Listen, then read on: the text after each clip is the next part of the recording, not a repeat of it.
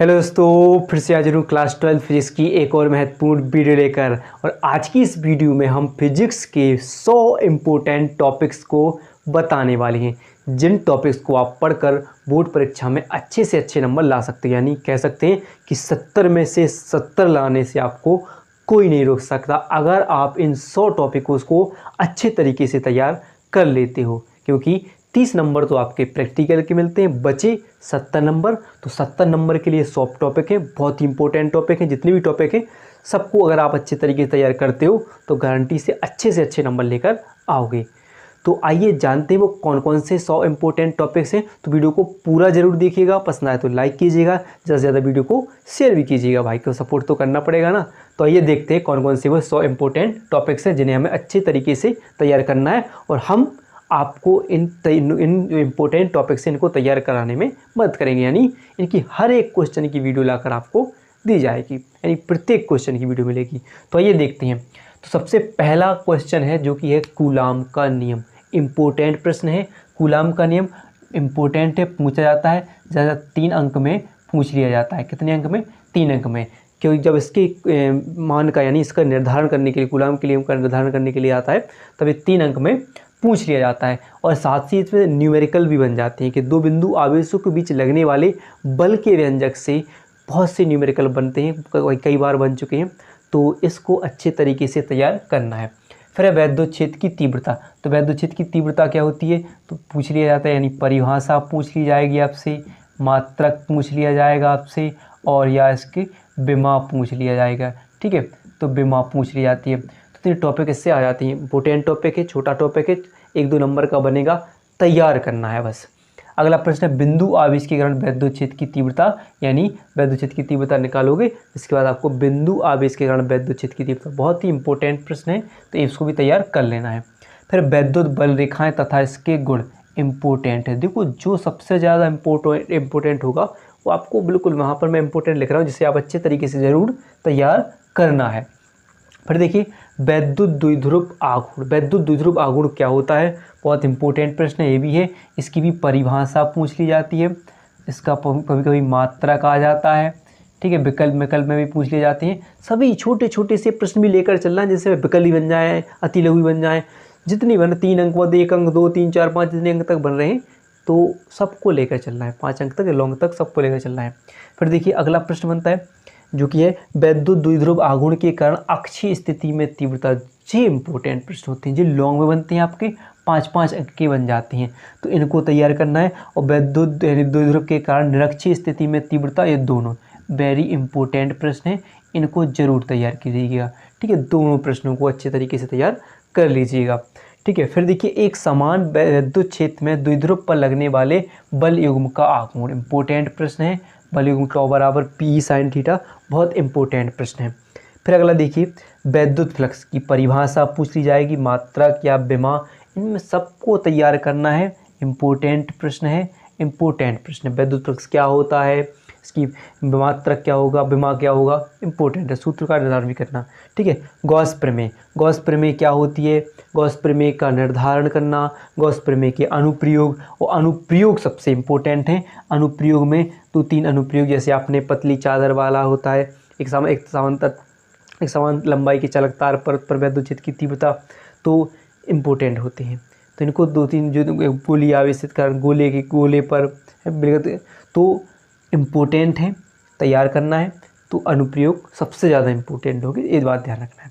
फिर अगला है वैद्युत विभव तथा विभवांतर की परिभाषा भी अच्छी तरीके से तैयार कर लेना है। ठीक है, मात्रक, परिभाषा, विमा एवं बता रहे हो सब। बिंदु आवेश के कारण विभव, इंपॉर्टेंट प्रश्न होगा, 5 अंक में पूछ लिया जाएगा। बिंदु आवेश के कारण विभव तो तैयार करना है। फिर देखिए द्विध्रुव के कारण अक्षीय तथा निरक्षीय स्थिति में विभव, इंपॉर्टेंट प्रश्न है, अक्षीय निरक्षीय स्थिति में निकाल लेना है। ठीक है, तो दोनों में ज़्यादातर अक्षीय स्थिति इंपॉर्टेंट हो जाएगी, तो अक्षीय स्थिति जरूर याद करना है। ठीक है, फिर विभव प्रवणता। विभव प्रवणता क्या होता है? इंपॉर्टेंट टॉपिक है। फिर समविभव पृष्ठ तथा इसके गुण, ये भी इंपॉर्टेंट कई बार पूछा भी जा चुका है कि समविभव पृष्ठ किसे कहते हैं, इसके गुण या विशेषताएं हो जाती हैं, वो आप लिखना है। फिर देखिए वैद्युत स्थिर ऊर्जा तथा इसका क्या होना, परिभाषा आ जाती है, और इसका व्यंजक का निर्धारण करना भी आना चाहिए। बहुत ही इंपॉर्टेंट प्रश्न है, तो इसको भी तैयार कर लीजिएगा। फिर देखिए चलिए आगे और बढ़ते हैं, आगे और से टॉपिक देखते हैं। तो अगला टॉपिक है हमारा धार्ता, यानी धार्ता की परिभाषा मात्रक विमा। धार्ता मोस्ट इम्पोर्टेंट प्रश्न है, तो इसको भी तैयार करना है, प्रश्न पेपर में पूछा जा सकता है। फिर विलगत गोलीय चालक की धार्ता, इम्पोर्टेंट प्रश्न है, विलगत गोलीय चालक की धार्ता का निर्धारण करना भी आना चाहिए। फिर देखिए समांतर प्लेट संधारित्र की धार्ता का व्यंजक, मोस्ट इम्पोर्टेंट प्रश्न है। क्या है? मोस्ट इम्पोर्टेंट कह सकते हैं। बिल्कुल, ये आपके पेपर में कई बार पूछा जा चुका है, इस साल भी आपके पेपर में इन 2 प्रश्न, जो एक और है समांतर प्लेट संधारित्र की धार्ता, जब क्या हो, जब प्लेटों के बीच आंशिक रूप से परावैद्युत पदार्थ भरा हो। मोस्ट इम्पोर्टेंट प्रश्न होते हैं, दोनों डेरिवेशन आती हैं, तो बहुत ही इम्पोर्टेंट हैं, तो इन दोनों को जरूर तैयार करिएगा। ठीक है, कौन कौन सी? एक समांतर प्लेट संधारित्र की धार्ता, और दूसरा जब प्लेटों के बीच आंशिक रूप से परावैद्युत पदार्थ भरा हो, तब उसके लिए संधारित्र की धार्ता इम्पोर्टेंट है। और साथ ही में संधारित्रों का संयोजन, यानी दोनों श्रेणी संयोजन और समांतर संयोजन दोनों इम्पोर्टेंट हैं, तो इनको भी तैयार कर लीजिए। फिर लिखिए अनुगमन वेग, या जिसे हम अपवाह वेग भी कहते हैं, इसे भी तैयार करिएगा। इम्पोर्टेंट प्रश्न है, अनुगमन वेग या अपवाह वेग किसे कहते हैं। फिर है धारा घनत्व, इम्पोर्टेंट प्रश्न है। और अगला मोस्ट इम्पोर्टेंट प्रश्न है, जिसे हम कह सकते हैं, क्या है? ओम का नियम। ओम का नियम बहुत ही महत्वपूर्ण प्रश्न है, तो ओम का नियम भी अच्छे तरीके से तैयार कर लीजिएगा। फिर देखिए अनुगमन वेग के आधार पर ओम के नियम की व्युत्पत्ति, इम्पोर्टेंट प्रश्न है, डेरिवेशन है, 5 अंक का आपके पेपर में पूछा जा सकता है, तो इसको हम बहुत अच्छे तरीके से तैयार कराएंगे। फिर देखिए विशिष्ट प्रतिरोध या प्रतिरोधकता, ये भी बहुत बार पूछा गया है प्रश्न, इम्पोर्टेंट प्रश्न है। इसी के साथ विशिष्ट चालकता भी इम्पोर्टेंट प्रश्न है। फिर अगला प्रश्न की तरफ चलते हैं, तो विद्युत ऊर्जा तथा विद्युत शक्ति इम्पोर्टेंट प्रश्न होते हैं, इनसे न्यूमेरिकल्स बन जाते हैं कि विद्युत ऊर्जा वाली फॉर्मूला बन जाती हैं, W = VIT, या जो भी कितने क्वेश्चन बनते हैं, सूत्र बन जाते हैं, 3-4 निकल कर आते हैं, तो इनसे न्यूमेरिकल बन जाते हैं। फिर सेल का विद्युत वाहक बल, इम्पोर्टेंट प्रश्न है, पढ़ लीजिएगा। सेल के टर्मिनल विभवांतर, विद्युत वाहक बल तथा आंतरिक प्रतिरोध में संबंध, इम्पोर्टेंट प्रश्न है, टर्मिनल विभवांतर। ठीक है, तो तैयार कर लीजिएगा, इम्पोर्टेंट प्रश्न है ये भी। फिर देखिए किरचॉफ के नियम, अब हम इनकी बात क्या करें। किरचॉफ के नियम most very very very important प्रश्न है, मोस्ट वेरी इंपॉर्टेंट। तो दोनों नियम आपको पढ़ना है, संधि नियम, ठीक है, संधि और बंद पास वाला नियम, वेरी इंपॉर्टेंट प्रश्न है, वेरी इंपॉर्टेंट प्रश्न। तो किरचॉफ के नियम तो जरूर रट लेना है, अच्छे तरीके से रटे होने चाहिए। फिर देखिए इसी के साथ जो व्हीटस्टोन सेतु है, व्हीटस्टोन सेतु भी मोस्ट इम्पोर्टेंट प्रश्न है। व्हीटस्टोन सेतु को भी यानी P/Q = R/S बिल्कुल अच्छे तरीके से तैयार होना चाहिए। बायो-सैवर्ट का नियम इम्पोर्टेंट प्रश्न है, बायो-सैवर्ट का नियम भी। और फिर अगला प्रश्न है, किसी धारावाही वृत्ताकार कुंडली के केंद्र पर उत्पन्न चुंबकीय क्षेत्र का व्यंजक। तो वेरी वेरी इंपॉर्टेंट प्रश्न है, वेरी वेरी इंपॉर्टेंट प्रश्न है। फिर देखिए एम्पियर का परिपथीय नियम, तो मोस्ट इम्पोर्टेंट प्रश्न है, मोस्ट इम्पोर्टेंट। इन टॉपिकों जो डेरिवेशन होती है, इन डेरिवेशन में जो मैंने 1 2 3 4 जो डेरिवेशन बताई हुई, जो 2 जे वाली हुई, एक जे और जे वाले एम्पियर का परिपथीय नियम बहुत ही इंपॉर्टेंट। किरचॉफ का नियम, व्हीटस्टोन सेतु तो इम्पोर्टेंट है, तो इनको अच्छे तरीके से तैयार करना है और हम आपकी पूरी मदद करेंगे इन क्वेश्चनों को तैयार कराने में। तो चलिए अगले टॉपिकों की तरफ हम बढ़ चलते हैं। आइए तो हम अगला टॉपिक देखते हैं। तो अगला टॉपिक है 2 समांतर तारों के बीच लगने वाला बल का व्यंजक। मोस्ट इम्पोर्टेंट प्रश्न है, मोस्ट इम्पोर्टेंट प्रश्न है, तो इसे जरूर तैयार करिएगा, बहुत इंपॉर्टेंट प्रश्न है। तो डेरिवेशन 5 अंक का पूछा जाएगा, तो 5 अंक आपको ये देगी। डेरिवेशन कितने अंक? 5 अंक की डेरिवेशन है। अगला है 37वां, तो एक समान चुंबकीय यानी चुंबक में, चुंबकीय क्षेत्र में धारावाही लूप पर बल युग्म का गुण का व्यंजक निकालना बहुत इंपॉर्टेंट है, तो इसको भी तैयार करिए। फिर अगला है 38वां, चल कुंडली धारामापी। चल कुंडली धारामापी का याद करना, बहुत अच्छे तरीके से इसको भी तैयार करना है। चुंबकीय द्विध्रुव आघूर्ण, चुंबकीय द्विध्रुव आघूर्ण ये भी मोस्ट इंपोर्टेंट प्रश्न है। फिर प्रतिचुंबकीय, लोह चुंबकीय तथा अनुचुंबकीय पदार्थ तो ये भी मोस्ट इंपॉर्टेंट प्रश्न होते हैं। इनमें पूछ लिया जाता है अनुचुंबकीय पदार्थ क्या होता है, लोह चुंबकीय क्या होते हैं, ये आ जाते हैं 1-2 नंबर में, या इन तीनों का वर्णन करने के लिए आ जाए। फिर है फैराडे के दोनों नियम, इम्पोर्टेंट प्रश्न है, मोस्ट इम्पोर्टेंट है। तो फैराडे के दोनों नियमों को अच्छे तरीके से तैयार करना है। फिर है फ्लेमिंग के दाएं हाथ का नियम, इम्पोर्टेंट है। फ्लेमिंग के दाएं हाथ को के नियम और बाएं हाथ तक भी हो तो पढ़ना है। फिर स्वप्रेरण तथा अन्योन प्रेरण, स्वप्रेरण तथा अन्योन प्रेरण और स्वप्रेरण गुणांक और अन्योन प्रेरण गुणांक इंपॉर्टेंट प्रश्न है, तो तैयार कीजिएगा। लेकिन वीडियो पसंद आ रही है तो भाई लाइक तो जरूर कर दीजिएगा, ठीक है। तो अगला है LR परिपथ तथा LCR परिपथ, इंपॉर्टेंट होते हैं और शिखर मान में आते हैं वर्गमूल माध्य मूलमान, तो उनको भी तैयार कर लीजिए। ट्रांसफार्मर की संरचना, ठीक है, संरचना, कार्य, सिद्धांत और कार्य, ठीक है, सिद्धांत और इसकी कार्यविधि, इसको तैयार करना है। इम्पोर्टेंट प्रश्न है, ट्रांसफार्मर पूछ लिया जाता है। तो फिर ऐसे प्रत्यावर्ती धारा, इसका भी सेम, संरचना, कार्यविधि, सिद्धांत, इसको तैयार करना है, इम्पोर्टेंट है। ये भी इम्पोर्टेंट टॉपिक है तो इसके भी। फिर वैद्युत चुंबकीय तरंगें और इनकी विशेषताएं यानी गुण क्या होते हैं उनको तैयार करना है। फिर आता है प्रकाश का परावर्तन क्या है और इसके नियम पूछ लिया जाएगी, नियम इम्पोर्टेंट हैं तो नियम तैयार कर लेना। फिर है प्रकाश यानी फिर क्या है दर्पण, यानी दर्पण का सूत्र, यानी आपने पढ़ा होगा 1/f बराबर 1/v प्लस 1/u का निर्धारण करने के लिए पेपर में आ जाता है दर्पण के सूत्र का, तो इसका हमें इसमें निर्धारण करना होगा। तो बहुत ही इंपॉर्टेंट प्रश्न ये भी है, तो इसे भी तैयार कीजिएगा। फिर अगला है प्रश्न नंबर 50 टॉपिक, तो प्रकाश का अपवर्तन और इसके नियम। नियम में एक आपने स्नेल का नियम पढ़ा होगा, इसका सेकंड नियम है, तो मोस्ट इम्पोर्टेंट नियम है वो, तो उसको भी तैयार अच्छे से कर लीजिएगा। फिर एक क्रांतिक कोण तथा पूर्णांतरिक परावर्तन, क्रांतिक कोण क्या होता है, पूर्णांतरिक परावर्तन, इनको अच्छे तरीके से करना है और इसकी शर्तें भी आ जाती हैं। फिर गोलीय पृष्ठ पर अपवर्तन का सूत्र, इम्पोर्टेंट टॉपिक है, इम्पोर्टेंट भाई, इसको तो जरूर रटना है हमें।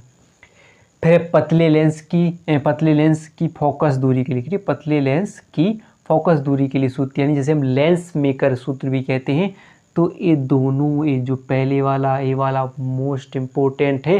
लेंस मेकर तो लिख कर ले लीजिए, इस साल आपके पेपर में आने वाला है क्योंकि बहुत इंपॉर्टेंट है।